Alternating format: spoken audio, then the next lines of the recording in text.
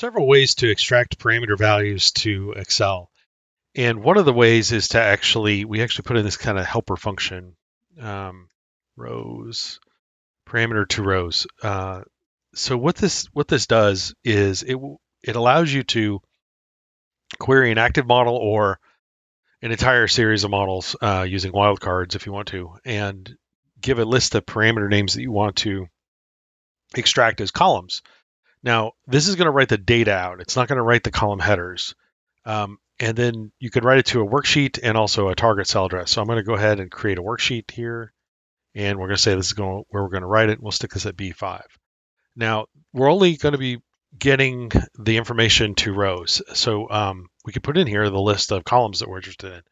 So if we put in description and maybe supplier and modeled by, and just to save a little time, we're just going to go in and say I want all the part data to come out to that. And when we run this, you'll notice that it starts at B5 in this case and writes that out. Now, when you see an empty column come in like this one here, because I asked for a third one, I obviously misspelled this. So let's call this engineered by instead and run this again.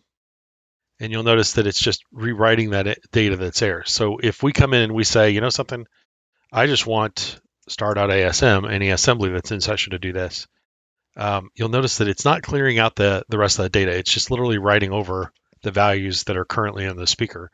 Assembly is the first line because this is where we've told it to start writing. So if you're going to use this function, be sure to look at the NitroCell worksheet functions or just completely take a look at using the table parameter get function. This is a fantastic function that allows you to write out basically the same information, and then you could use Power Query to just invert it if you need to, or unpivot the data so that you get everything in this format reported this way as columns versus the other. Plus, you get the benefit of having columns and everything with Power Query. So this is a useful function, but you have a little bit more baggage kind of going with it relative to Excel automation and setup.